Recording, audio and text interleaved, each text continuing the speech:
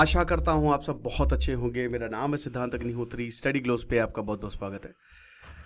आमिर खान मुताकी की जो विजिट है, इंडियन एक्सप्रेस का अच्छा आर्टिकल है ये, जो देवबंद में गए हैं ये सहारनपुर, रिलीजियस डिप्लोमेसी और क्या पाकिस्तान को मैसेज किया है, चलिए बात करते हैं। दिवाली सेल हमारी लाइव है दोस्तों, सारे कोर्सेज पे 50% ऑफ है।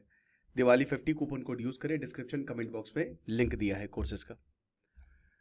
सोर्सेज ये बता रहे हैं, देखिए कि तालिबान लीडर जो गए हैं दारुल उलूम, वो एक पर्सनल था इनके लिए और पॉलिटिकल था ये। न्यू काबुल दिल्ली एंगेजमेंट, क्यों ऐसा, क्या हुआ ऐसा? ओ फंबल हो रहा है थोड़ा, ठीक है कोई बात नहीं, ट्राई करेंगे ना हो। इसको कहते हैं रिलीजियस डिप्लोमेसी, है ना। अब ये कमाल की चीज है, तरह तरह की डिप्लोमेसी होती है। क्रिकेट डिप्लोमेसी होती है, स्पोर्ट्स डिप्लोमेसी होती है ना, पॉलिटिकल डिप्लोमेसी होती है।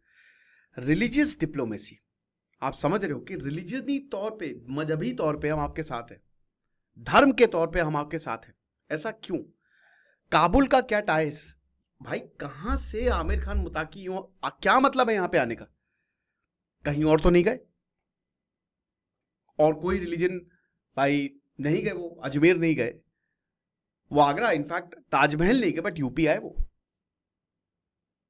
ऐसा क्या हुआ? हुआ ये कि 1970 में मुताकी का जन्म हुआ था और मुताकी जो हैं वो माइग्रेट हुए थे पाकिस्तान में जब सोवियत ने इन्वेड किया था अफगानिस्तान को। उसके बाद अफगान रिफ्यूजीज को लेकर इन्होंने वेरियस स्कूल्स में, मतलब जो अफगान रिफ्यूजी को लेकर स्कूल बनाए गए थे, वहां पे इन्होंने पढ़ाई की। उसके बाद इन्होंने दारुल उलूम हक्कानिया, जहां पे और बाकी तालिबानी लीडर्स जो है, यही हक्कानिया जो है, यही हक्कानी नेटवर्क जो है इस समय तालिबान में है, वहां पे इन्होंने पढ़ाई की, राइट। अब दारुल उलूम हक्कानिया जो है, that was set up at Khyber Pakhtunkhwa 1947। Deoband ये जो देवबंद सेमिनरी है, it was set up in 1866 इन सहारनपुर। समझिए पहले क्या हो रहा था ना कि भाई सर सैयद अहमद खान या बाकी जितने मुस्लिम लीग थे, एवरीवन, तो उनका एक चीज मानना थी कि भाई हमको जो है वो रिफॉर्म करना है, बट हमको उसके लिए अंग्रेजों के साथ जाना पड़ेगा। ये सारी चीजें बोली गई। अब अंग्रेजों के साथ जाना पड़ेगा, फेयर इनफ। उसी दौरान देवबंद आता है 1866 में। 60 में हालांकि शुरू हो गया था एक मूवमेंट के तहत, क्योंकि अगर मुस्लिमों को रिफॉर्म करना है, हालांकि अभी भी मुस्लिमों में कोई सोशल रिफॉर्मेशन आज तक नहीं हुआ, लेकिन अगर मुस्लिमों को रिफॉर्म करना है तो हमको अंग्रेजों के पीछे जाने की जरूरत नहीं है, हमको खुद ही देखना पड़ेगा। हमको खुद, क्योंकि अंग्रेज क्या समझेंगे, हमको पता होना चाहिए ना कि हमारे यहाँ क्या प्रॉब्लम्स है। तो देवबंद जो है वो 1866 में सहारनपुर में आया। अब जब भारत आजाद हुआ तो एक देवबंद तो भारत में है, दूसरा देवबंद बहुत सारे जो है वो पाकिस्तान में ही रह गए, यहीं के ही, ठीक है। वहां पे अफगानिस्तान गई है, उन्होंने इस आइडियोलॉजी को प्रोपागेट किया। लेकिन जैसा कि हमने बताया कि 1947 के बाद जब भारत आजाद हुआ, काफी लोग यहीं के ही जो है वहां पे रह गए। ओरिजिनली ये भारत से ही निकला था। और उसी दौरान दारुल उलूम यहां पे भी है, और दारुल उलूम हक्कानिया जो है वो अकोरा खट्टक में 1947 में स्टैब्लिश होता है। आप कह सकते हो बिछड़ गए। भारत का जो देवबंद था उसने भारत के संविधान को एक्सेप्ट किया। सहारनपुर में जो चल रहा था, चीजें चलती रही, ठीक है। और देवबंद तो अब एक शहर है, ठीक है, और बहुत ही मतलब वहां पे ये प्रैक्टिसेस होती हैं। और यहां पे सोशल रिफॉर्म की देवबंद स्कूल ऑफ थॉट बात करता है, ये एक स्कूल ऑफ थॉट है ना। लेकिन पाकिस्तान में जो ये देवबंद आया वो डायरेक्शनलेस था, उसको समझ ही नहीं आई अगले 20 साल तक कि हमारी आइडियोलॉजी क्या होनी चाहिए। सोवियत जो है उसके बाद इन्वेड करता है, अफगानिस्तान में घुस गया, तब उसको पता चला कि हमारी एक ही आइडियोलॉजी है कि भैया ये जितने भी है ना, ये सोवियत और सब, इनको पहले हटाओ। और एक नया यहां पे जो ये हक्कानिया नेटवर्क वहां पे बना, उन्होंने वहाबी को अपनाया जो कि ज्यादा कट्टर है। तो भारत में तो चीजें बेहतर चल रही हैं, लेकिन पाकिस्तान में जो देवबंद था वो पाकिस्तानी वर्जन बन के रह गया, जिसमें यही था कि पाकिस्तान के हित के लिए आपको काम करना है। आप समझ रहे हो? अब उसके बाद क्या होता है कि भाई देखिए, यहां पे पाकिस्तान अफगानिस्तान दोनों में ही ये इस्लामिक टीचिंग जो है वो फैलाई जा रही थी। जैसे ही 1996 में तालिबान आया, वो तालिबान जो था वो उस हक्कानिया नेटवर्क से पड़ा हुआ था जो कि पाकिस्तान में स्टैब्लिश हुआ था, ये वाला। यानी कि जो देवबंद था, दो देवबंद थे, एक पाकिस्तानी वर्जन, एक इंडियन वर्जन। तालिबान जो आया वो पाकिस्तानी वर्जन था, हालांकि ये यहीं से ही अलग हुआ था, यानी कि पेरेंट यहीं पे ही है ना। लेकिन बेटे ने, बाप यहीं पे रहा, बेटे ने जाके पाकिस्तान में बना लिया और वहां से फिर तालिबान निकला। जितने भी तालिबानी थे बाद में, मतलब स्टूडेंट ही होता है, वो सब यहीं पे पढ़े, यही पाकिस्तान वाले में, इंडिया वाले में नहीं, पाकिस्तान वाले में। और इसीलिए भाई जब बेटा, आप समझ रहे हो ना कि बेटे क्या पढ़ोगे, यानी कि आमिर खान मुताकी इसमें पढ़े, है ना। अब जब इसमें पढ़े तो भैया जहां से वो निकला है पिताजी के पास तो आना ही है ना। तो जैसे ही आमिर खान मुताकी यहां पे आते हैं, भव्य स्वागत होता है उनका, बहुत जबरदस्त तरीके से, राइट। ये चीज ईरान के प्रेसिडेंट, आपको पता है ना कि भैया ईरान के जो सुप्रीम लीडर हैं, मतलब उनके, मतलब जो सुप्रीम लीडर थे वो ये बाराबंकी से थे, आपको पता है कि नहीं, मतलब उनके जो पिताजी थे। तो भारत ने ऐसी रिलीजियस डिप्लोमेसी पहले भी की है, इस्लामिक कंट्रीज के लीडर्स यहां पे आए हैं। ईरानियन प्रेसिडेंट अकबर हाशिमी राज यहां लखनऊ आए थे, वो अप्रैल 1995 में।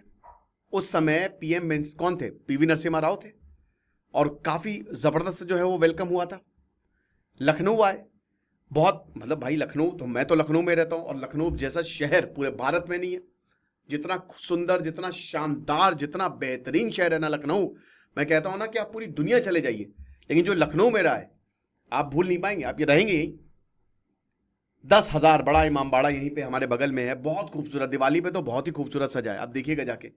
तो बड़ा इमामबाड़ा जो है, 10,000 का क्राउड उन्होंने एड्रेस किया, और उन्होंने इंडियन सेक्युलरिज्म को एंडोर्स किया। और इंडियन मुस्लिम जो है बोला कि सबसे अगर कहीं सेफ अगर मुस्लिम जो फील करते हैं वो यही इसी देश में करते हैं। और ये कब हुआ, जब बाबरी मस्जिद को डिमोलिश किया गया था 1992 में। उस समय आपको पता है कि जगह जगह पे दंगे हो गए थे, पाकिस्तान ने इसका फायदा उठाने की कोशिश की। तो यही मैसेज, यही रिलीजियस डिप्लोमेसी जो है आज भारत तालिबान के साथ कर रहा है। मुताकी वहां पे गए तो एक तरीके से पाकिस्तान को यह मैसेज है, ठीक है। दारुल उलूम देवबंद ने यह बोला कि देखिए, जेंडर सेग्रीगेशन एजुकेशन में, मतलब एक तरीके से महिलाएं अलग रहें और आदमी अलग रहें। देखिए क्या हुआ है ना, कि आप समझिए कि जो देवबंद है वो ये कहता है कि आपको अंदर झांकने की जरूरत है। वो एक थोड़ा सूफिज्म पे ज्यादा जाता है, इस्लाम सूफिज्म को बहुत तवज्जो नहीं देता है, बट उस पर ज्यादा जाता है कि आप अंदर झांकिए, तो डिस्ट्रैक्शंस हटाइए। डिस्ट्रैक्शंस आदमियों के लिए औरत बहुत बड़ा डिस्ट्रैक्शंस है। अब ये देखिए बहुत गलत है, और ये बिल्कुल भी मैं इस पर एग्री नहीं करता हूं कि भाई देखिए औरत को बहुत बुरा तालिबान में ट्रीट किया गया है। लेकिन वो जो तालिबान था, याद रखिएगा, वो मुल्ला उमर का तालिबान था, वो पाकिस्तान का तालिबान था जो बहुत ही कट्टर था। ये वाला तालिबान थोड़ा फ्लेक्सिबल है, बट स्टिल अगर आप देखोगे तो औरतों के हालात बहुत खराब है। 6th क्लास से ऊपर औरतें नहीं पढ़ सकती। हालांकि अभी मैं एक व्लॉग देख रहा था, तो मैंने देखा कि औरतें आ रही हैं वहां पे, शॉपिंग कर रही हैं, निकल रही हैं, लेकिन कुछ शहरों में, काबुल में बढ़िया है, कांधार में बहुत बढ़िया है, लेकिन बाकी शहरों में ना हालात बहुत अच्छे नहीं औरतों के लिए। इनफैक्ट औरतें घूम नहीं सकती वहां पे, जाए तो किसी जेंडर के साथ। तो ये जेंडर सेग्रीगेशन देवबंद कहता है कि बहुत ज्यादा जरूरी है। और कई बार अगर औरत राइट टू लर्न, इसके खिलाफ फतवा जो है वो जारी किया है भाई देवबंद ने। तो एक तरीके से एक्सट्री ये, लेकिन याद रखिएगा ये वाला नहीं, वहां का। तो मुताकी ने, ही वॉज कंसर्न, उनको एक सर्टिफिकेट दिया गया, सनद जिसको बोलते हैं, कि आप हादित जो है पढ़ा सकते हैं, ऑफिशियल परमिशन आपको दी जाती है। फिर उसके बाद 4,000 का क्राउड था, स्टूडेंट्स का, बाकी स्कॉलर्स का, क्लेरिक्स का। इन्होंने एड्रेस किया, आधे घंटे तक ये बोले, और उन्होंने ये भी बोला कि जो दारुल उलूम के मेंबर्स है वो अफगानिस्तान है। और जैसा कि मैंने बताया कि अफगानिस्तान, अगर आपको जाइए, आप अफगानिस्तान घूम के आइए, बहुत बढ़िया है, बहुत अच्छे लोग हैं भैया। भारत, अगर आप, पता चल गया आप इंडिया के हैं तो आपको घर तक लेके जाएंगे, ये चीज है। जामियत उलेमाए हिंद, मौलाना अरशद मदनी, इनसे भी मिले, जो कि प्रेसिडेंट है जामियत उलेमाए हिंद के। और जो मेहमान खाना है, जो कि गेस्ट हाउस है मदरसा के अंदर, वहां पे मुलाकात हुई, और स्टूडेंट्स, क्लरिक्स के साथ इन्होंने कॉन्वर्सेशन भी की, फिर लंच भी हुआ। अब शाह आलम 22 साल के जो स्टूडेंट हैं मदरसा के, उन्होंने बोला कि देखिए हमारे लिए तो वो देवबंद को मानते हैं, उतना ही काफी है, दैट्स इट।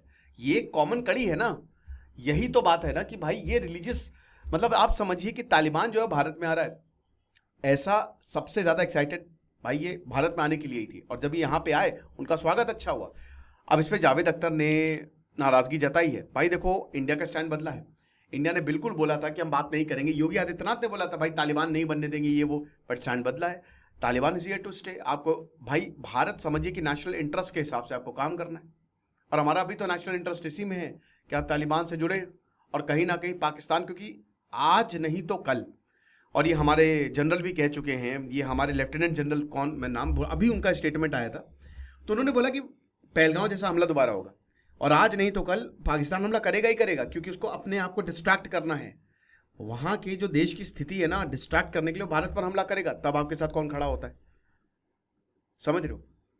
फिर सहारनपुर, शामली और बाकी शहरों में से जो है वो बच्चे आए यहाँ पे, और गार्ड ऑफ ऑनर जो है वो इनको दिया गया एक तरीके से। तो ये रिलीजियस डिप्लोमेसी है, और कहीं ना कहीं ये भारत को इसी पे ही जाना पड़ेगा, और भाई जिसको जैसे समझ में आए उसी हिसाब से समझाना पड़ेगा। बाकी आप हमारे सेल लाइव है, दिवाली 50 कूपन कोड यूज करें, सारे कोर्सेज पे 50% ऑफ है। Thank you so much.